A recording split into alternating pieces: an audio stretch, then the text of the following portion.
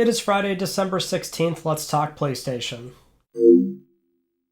Hello everyone, welcome back.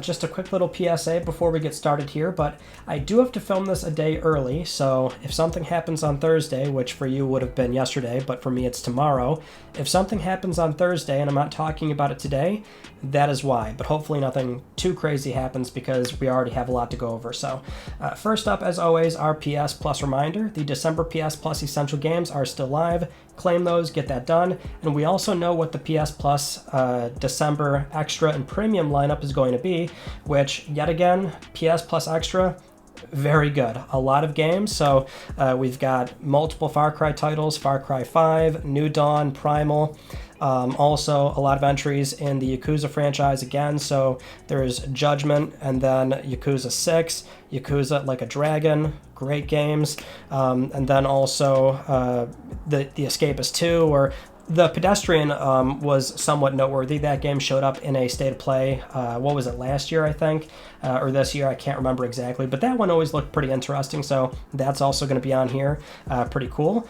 And then going into PS Plus Premium, we have 4 games. Heavenly Sword for PlayStation 3, so yet again, another title that was removed during the PlayStation Now, the restructure of dropping PS Now, moving over to the multi-tiered PS Plus.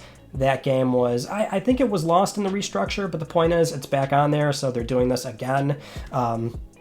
Then you've got Oddworld Abe's Exodus for PS1, and then for PSP we have Pinball Heroes and Ridge Racer 2. Finally, Ridge Racer 2. That one showed up like 3-4 times on a few different separate occasions, and for whatever reason it was always like showing up too early, but now it's finally here. That is a very good looking PSP game on native PSP hardware, so it should look even better on PlayStation 5, where we had screenshots show up before and it looked really good.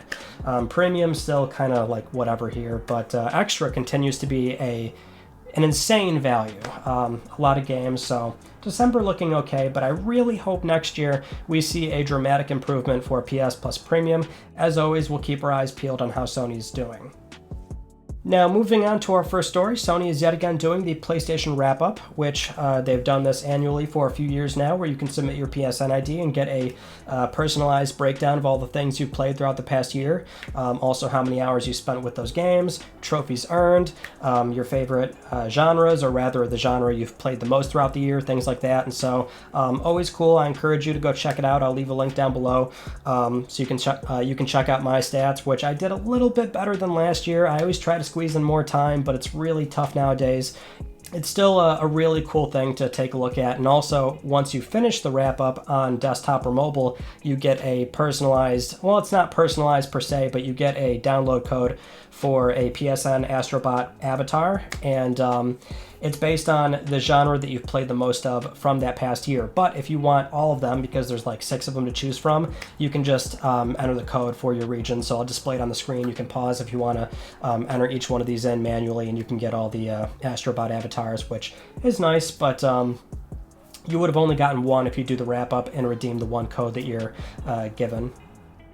Next up, we have some Spider-Man 2 news. Nothing too crazy, but we did see the PS Store listing go live for this game a bit too early on PS5 and desktop, so you could actually visit the page and wishlist the game, and obviously that was too early because they eventually took it down, but that happened, and then very close to that was another slip-up where a writer working on Spider-Man 2 and Wolverine put up on their personal website that Spider-Man 2 has a targeted release window of fall 2023, which that would be the first time that we're hearing about this, and of course by the time this news really spread, they had to take it down. So it's not like they're ready to talk about the game just yet, but it seems clear that that's what they're targeting internally, at least, and that seems totally reasonable. I think for most people, we were expecting this game to be a second half of 2023 kind of game. I could easily see it launching in around like October, September, somewhere around there, or at least that's what I always picture the game. That's when I pictured it launching. The first half already has a lot of stuff coming out anyway, but yeah, it seems like that was a slip up, and we'll have to wait next year for actual Spider-Man news. Now, one very interesting thing that came up recently was Returnal's recommended PC specs. because of course the Steam page went live for this game, and that's where we can see what they're recommending. And most of it is par for the course when it comes to a current generation game. On PS5 at least the game holds a solid 60 most of the time. Can definitely dip, but it's still pretty good. Resolution, which a lot of people talked about at the time, was it's 1080 to start, but then they upsample that to 1440p, and then checkerboard rendering comes in to reach 4K, and it's got the standard PS5 bells and whistles of ultra fast loading between worlds or biome fast travel. Anyway, it's the memory requirement that's a little bit out of place here. So 16 gigabytes minimum, SSD recommended naturally, but 32 gigabytes of memory is recommended. And that's, a little bit high considering that the last hardware and software survey, most PC systems are still primarily equipped with anywhere from 8 to 16 gigabytes. That's the majority.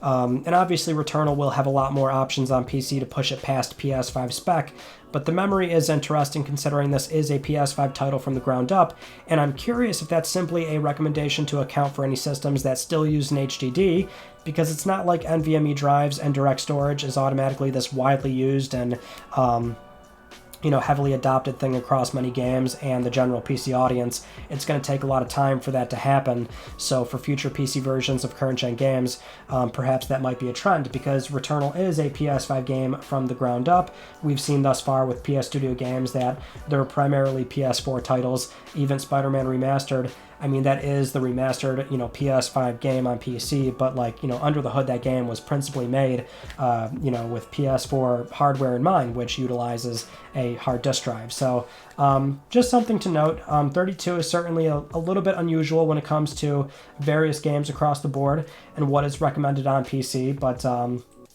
that is something we talked about well before PS5 came out, was that all the consoles are moving to SSD as a minimum, but working on PC, you do have to account for various different systems and configurations. So not to say that's a bottleneck, but something where direct storage needs to be adopted a lot more for it to be something that can be safely utilized, and you don't want to put a hard minimum on this game. It needs to use direct storage and an NVMe drive, because then you're locking out a lot of customers on PC.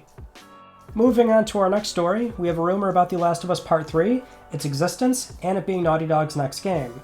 So this is coming from the Twitter account @ViewerAnon, which I guess they primarily work in TV and film, or rather their leaks and their scoops are primarily from those businesses and not necessarily gaming. But what they did recently was they did this quote retweet about wanting a screener link for The Last of Us HBO, saying they dropped the scoop, which is, and I quote, "Well, I'm not watching anything, so Dr. Uckman's next game is The Last of Us Part III, which is currently in production at Naughty Dog."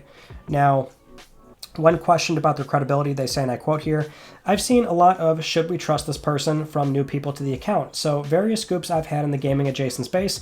I revealed a whole lot of The Last of Us show details, i.e. Ashley Johnson as Anna, was the first to mention the existence of Crash Bandicoot 4, etc. Gaming isn't my main industry, but I know some fun people basically." Then, when somebody asked about Uncharted, a new IP, or The Last of Us multiplayer, they say, "Uncharted will be handled by another studio. Factions is coming first. Not sure on a new IP." So, of course, it's a rumor, but, something where a lot of that sounds very reasonable, and most of it tracks with what we're expecting and what we're hearing, right? So, Factions would, of course, be first. In fact, we're expecting news about that game very soon. Sometime early next year is when we're expecting news, and, naturally it should at some point be playable and launched before everything else. I would say the game should be playable in some form by, the first half of next year.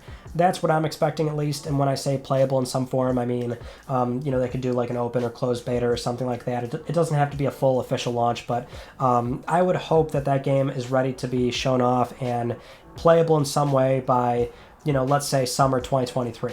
So there's that.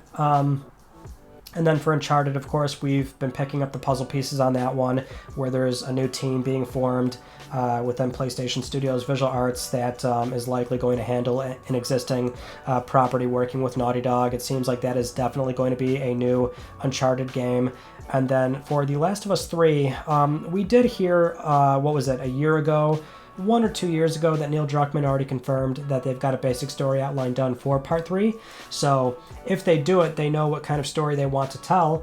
It's just that at the same time, they also confirmed and that was a year ago, where they were not in production. They didn't start the game. They're not working on it actively. So it was never confirmed, locked in 100%, but, assuming PlayStation is on board, assuming the rest of the Naughty Dog team is on board to keep working on that universe, then The Last of Us Part 3 would be another reasonable expectation. But that is where there's a fork in the road here of, a lot of fans wanting a new IP or The Last of Us Part 3 to wrap up that story. And I'm kind of in the same way where I'm kind of like 60-40 on it. 60% of me would like a new IP. 40% would like to see that story wrapped up. And I'm sure they'll eventually do both of those things. But, in this moment, what is the priority? And I could see how Part 3 would be that, considering that we've got The Last of Us HBO, which if it does, very well, then, you want to have something lined up for what would be eventually Season 3, assuming they do Season 1 for the first game, Season 2 second game, Season 3 for the next, which they might not even be able to keep up with that based on the timeline. I mean, we're kind of getting, too wild with speculation here, but the Last of Us universe is still really hot right now. So perhaps it'll be a bit longer until we get that new Naughty Dog IP, but we'll keep watching what they're doing and see what those plans are. Now, if you didn't see, for Final Fantasy XVI, not only did the game get a release date announcement at the Game Awards, but we also got the typical pre-order announcement of the various versions of the game that you can buy ahead of time, I should say.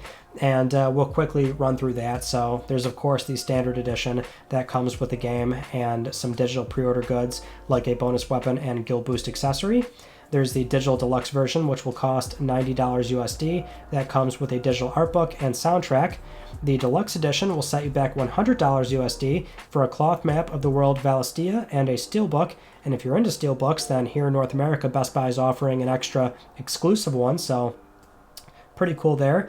And then there's Square's absolutely insane collector's edition, $349.99 USD, comes with a statue, a set of pens, the cloth map, steelbook, and a bonus sword in the game.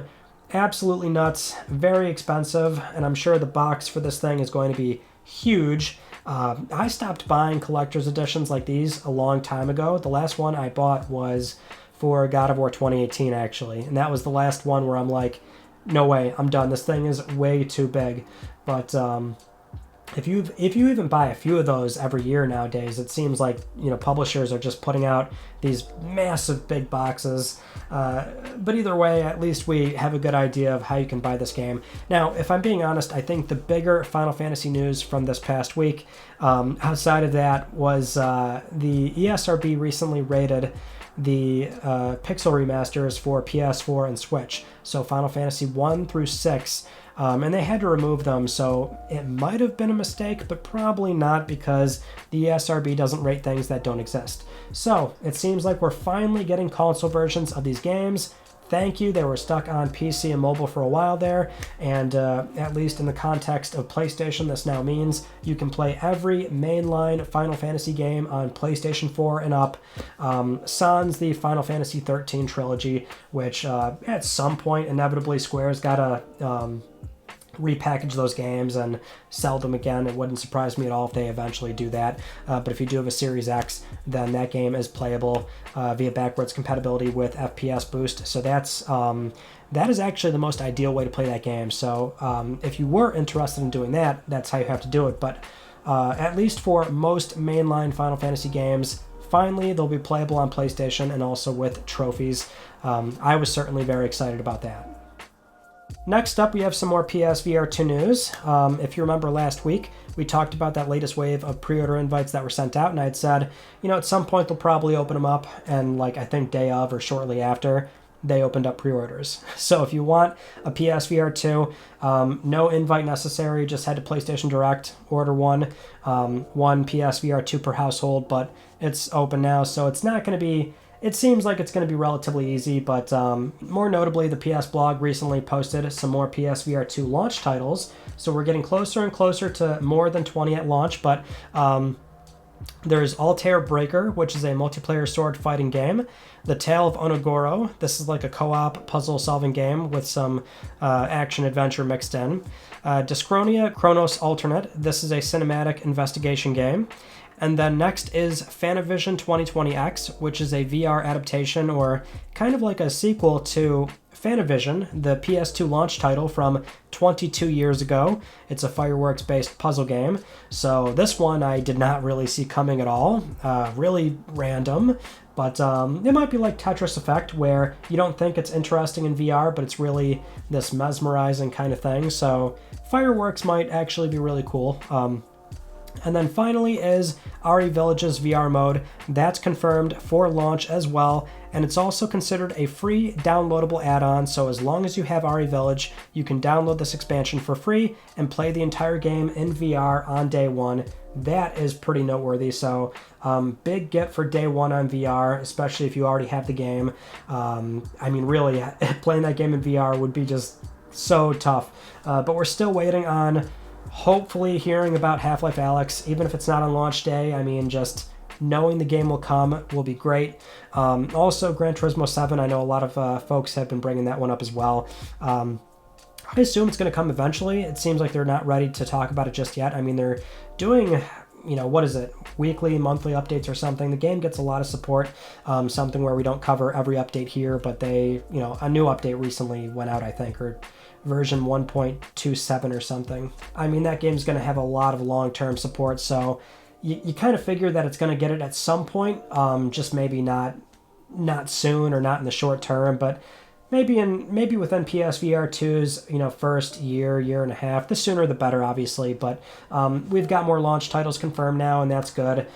Looking better, but still very lukewarm for the most part.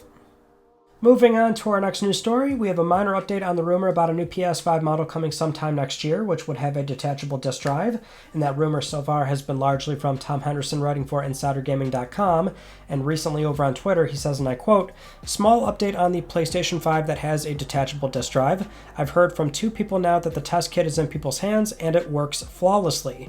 We should hear more about it officially soon." Now, this strikes me as a bit odd, if only because of how Tom's talking about it. That and also the only other time that we did hear about this, which was from theleak.co, which I believe they were more in line with saying it's going to be a slim PS5, but otherwise Tom's not really completely confident in saying it's going to be a proper, revised, slimmed-down PlayStation console that we normally see during year 3 of a brand new platform cycle. And they also normally launch these things around September, October, somewhere around there. So everything we're hearing thus far makes sense. Just that we would not hear it soon. I don't really understand what soon is to Tom here, because normally what Sony does is they announce and launch very close together when it comes to, revised slim PlayStation hardware. And remember, they won't call this thing slim per se, but they'll do new product shots and they'll explain what's going on with the new detachable drive and the new SKUs that they're offering. I mean, they'll have to talk about it to some degree. It's just that they always do that. They do that very close to when the availability of that hardware hits retail, right? So, and that's often at the detriment of Sony, where PS3 Slim, Super Slim, PS4 Slim, I believe PS4 Pro, even the PSP models, like they all leak ahead of time with, spy shots and potato images that show up online of empty shells because, the things are getting manufactured and then being shipped to retail almost immediately. So it just seems a bit weird. I don't think Sony would announce this soon as a new PS5 model. Obviously, the new one will be principally the same PS5 hardware, but consumers will see it as, oh, it looks different. It has, I can swap out the disk drive if I want to. It's going to draw less power. So it's a better PS5, and they'll just wait for that. So you can't announce months in advance. That's why Sony and many other, all kinds of companies will do this. Well, they'll announce and launch very soon to ease that transition. If you announce too soon, consumers tend to not buy your existing product. So maybe it'll be different this time around. I'm not sure. We'll have to wait and see what Tom's talking about, but if I had to guess, I'd say we won't actually see this thing be officially announced until it's closer to when it's going to release. All right, it's time for our continued coverage of the Microsoft ABK deal. More stuff going on as always. the continued tug-of-war between Sony, Microsoft, regulators. At least for this week, it's mostly regulators and Microsoft. But Phil Spencer recently was on the Second Request podcast, and naturally the ABK deal came up, and that's where he provided a quote that's been making the rounds where he says, "There's really only been one major opposer to the deal, and it's Sony. And Sony's trying to protect their dominance on console, and the way they grow is by making Xbox smaller. They have a very different view of the industry than we do. They don't ship their games day and date on PC, and they don't put their games in the subscription when they launch their games." So, kind of obvious as to why that might be generating a lot of buzz when you've got Phil being very candid about how Sony how they view the industry differently than they do. The accusation of Sony only grows by making Xbox smaller, and that sounds a lot worse than it is, but here's the thing, and I know some don't want to hear this, but the reality is he's not wrong, per se, just in the context of the console marketplace, which, we've talked about before, but it's a very static marketplace. In the past 20 years, there's only been 200 to 250 million people actively buying and playing on consoles. It doesn't really grow. You can look at those past few platform cycles and you can see it, right? So it's there's only one way to get a bigger slice of that pie, and it is, to a degree, making sure you're doing so much better than the other guy that they are not selling nearly as much. So you've got the loyal customers. So he's not really wrong, especially when he's also, he's gone on record to say that, PlayStation's games are fantastic and that they've earned their customers and they're very loyal, and he's at least been honest in that sense, right? So he's, this sounds bad, but he is right based on just the sheer model of the only way you're going to sell a lot of consoles and be number one is making sure that you are number one. And for Sony, that has been something where they've largely succeeded because they put out fantastic games. Their hardware has never been too out of position, well priced. PS3, of course, is that outlier where they got better over time, but it's not like they haven't earned it, right? So, but they are they do view the industry differently, and that's something we can't overlook with what Phil is saying. They are a bit more conservative. They're slowly getting into live service, mobile, the PC releases, but that's just not what Microsoft wants to do. And so that's where they're that's where they're butting heads, because the ABK deal does mean a lot more than just what it means for the Xbox console business. But for Sony, it means a lot more. Now, as for the UK's Competition and Markets Authority, they're still ongoing with their Phase 2 investigation, but recently they published a new response from Market Participant A, which is basically an anonymous company in the games industry, where they had a 10-page response to their issue statement, and they are largely in favor of the acquisition, where they say, and I quote, "Our view is that this transaction is inherently positive for consumers and that it will result in more choice at lower prices without compromising quality versus the current status quo." A lot of their arguments are centered around the DMU, the Digital Markets Unit, and the progress this deal would make on digital and cloud gaming adoption. They also call the deal inherently pro-consumer, and that Microsoft has no incentive to pursue a strategy of input foreclosure towards rivals. When addressing Sony as an opposer of the deal, the market participant says, and I quote, "It is understandable that Sony is seeking to maintain its position, given it has invested a lot of capital, time, and energy towards creating this. However, the landscape is changing given the wide adoption of subscription-based services and cloud-based platforms in other industries. These have reduced the barriers to entry, and such innovation has allowed consumers to have new methods to pay for content, along with having access to a wider range of content without sacrificing quality."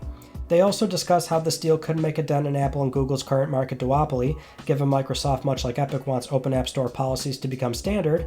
And funnily enough, a report recently broke from Bloomberg that Apple is indeed working towards allowing third-party app stores and sideloading on iPhone with iOS 17 next year to be in compliance with the Europe's Digital Markets Act.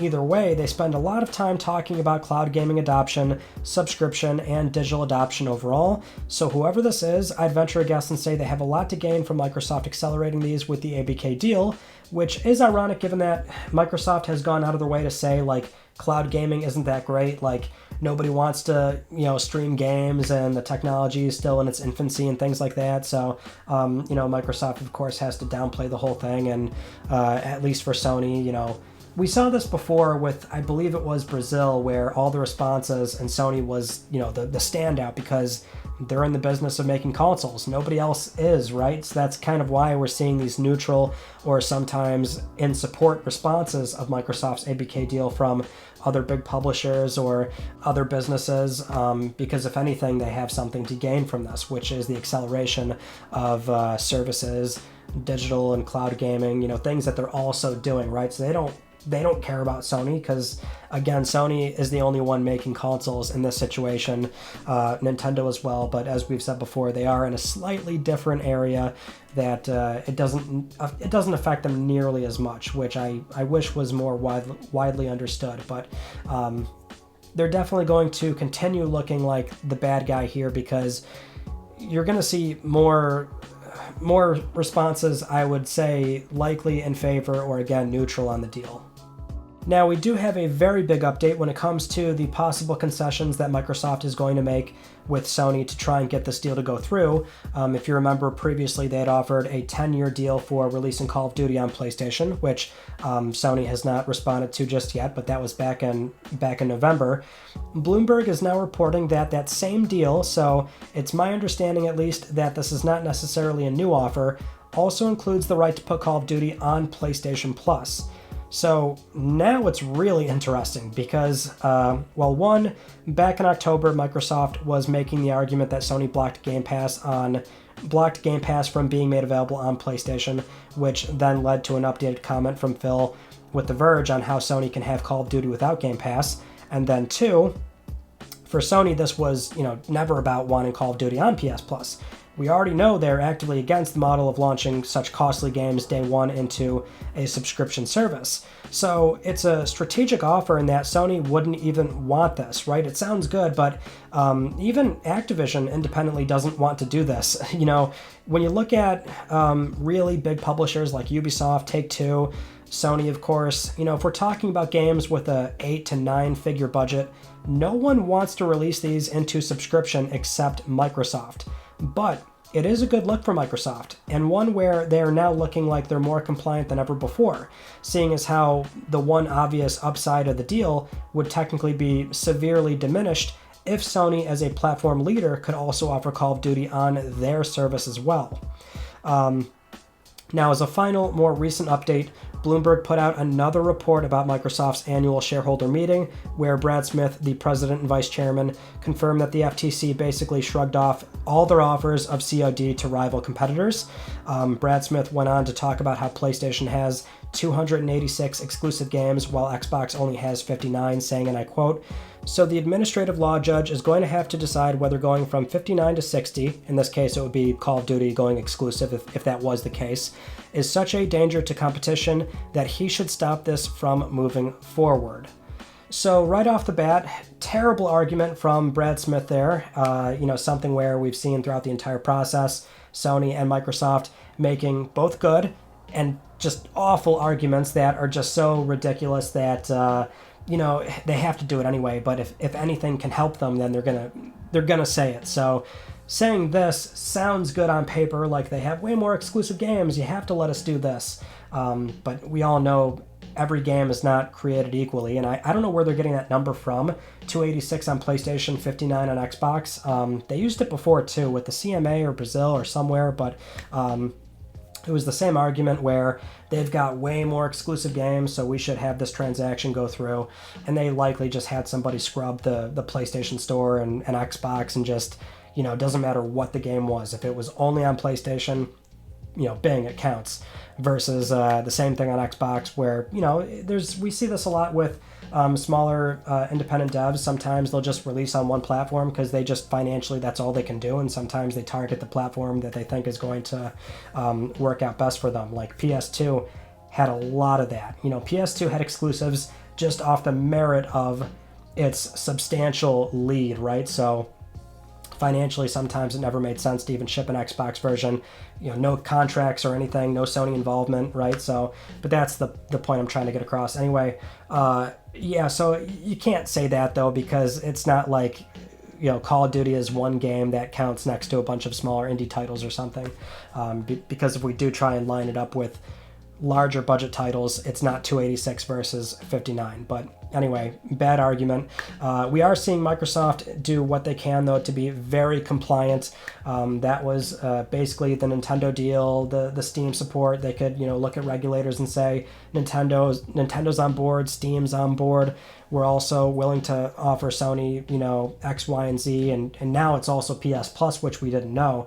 And what a slick offer that was, because it's kind of a win-win. If Sony takes it, then, not only is it something where they can say offer Call of Duty on PS Plus, but it's just they can look at regulators and go, look, now Sony is on board. And if Sony doesn't take it, at least they can say, this is what we're offering our, closest competitor, and they're still not taking it. We're being very compliant. So it's a win-win offer in their book, especially because they are, seemingly okay with, again, forfeiting the big upside here, which is offering the game on Xbox Game Pass. And let's say it wasn't going to be available in a subscription elsewhere, but they seem very committed to making sure that this deal goes through, which, Brad Smith also had mentioned that the FTC ignored their concessions or their offers so far to rivals. And that's another very important thing to note, is that even if Sony, let's say, did accept the deal, now I don't think that they're going to accept anything Microsoft puts on the table, but let's say they did, that doesn't guarantee anything. The FTC, the CMA, they could still say, we don't care that Sony accepted your deal. We still think you're crazy for doing this. You're not picking up this $70 billion publisher. There's too many implications for what this could mean long term. You would have way too big of an advantage. There's no concessions or behavioral remedies we could put in place to prevent you from, say, foreclosing 15 or 20 years down the line. They could still do that with Sony being on board, but I don't think they will ever be on board with this deal, because it would still greatly affect them in some way, shape, or form somewhere down the line. But that is our latest update, and I'm sure we'll have more. Moving on to some major PlayStation Productions news. It is confirmed, we heard about this before as kind of a rumor, but Amazon Prime has ordered a God of War TV series, and that is cool, but man, am I nervous about this. If only because I would prefer this to be a movie, and not just a movie, but I would want this to get like James Cameron level like investment. It's just that the universe is very complex, and you have to make so many intricate, beasts and creatures and things like that, and it's very visceral with how Kratos engages in battle, and I don't know. I mean, I get that TV has come very far with, investing a ton of money per episode, but I just feel like it would be better served as a movie with a huge budget. And it's not like God of War is not this household name that could easily put butts in seats, especially if you do, unfortunately you would enlist some kind of like A-list actor instead of somebody that maybe just can do the role really well. But, besides the point, that's where I'm nervous about this. Otherwise, I would say cautiously optimistic. I always try to be glass half full here, so, but it's confirmed. God of War is coming, and it seems like they will likely just start, right away from Norse, where if you try and tell the original Greek story, that Kratos is kind of hard to do. We all know why. He's a very, a one-track mind character where he's just, he's hell-bent on revenge, and that's fun, but I think it would be better served to start in the Norse realm, and that's where you can have a story that definitely can be something beautiful if done correctly. That's just where my skepticism comes in. Now, with all that said, it is time for Let's Talk Plus, the weekly Let's Talk PlayStation giveaway, where one of you can win a $10 PSN code. I would like to congratulate this viewer right here. I'll be contacting you very soon via email or Twitter, and if you'd like to win a $10 PSN code, it's very easy. You can follow the link down below. Supporting this channel a number of ways can get you an entry, and I'll announce the winner next week because I'm trying to help pay for your games. Those are all the stories from this past week that I wanted to talk about with you all. And this past week we had on Sunday was the PS5 2023 games lineup. So if you just want to see, everything coming out for PS5 in like 14 something minutes, a bunch of trailers, release dates, just something to get caught up on that stuff. And then on Tuesday, finally another mystery random lot game opening. It's been a year since the last one, this time from a retro game store called Double Jump Video Games. I'm a huge fan. So I ordered a box anonymously, and it was a really good one, so go check that out. And then, as always, another video on Tuesday. But until then, that is it. So that concludes this week's episode of Let's Talk PlayStation. I'm Ryan Benecki. Thank you all so much for talking with me, and I will see you all next Friday.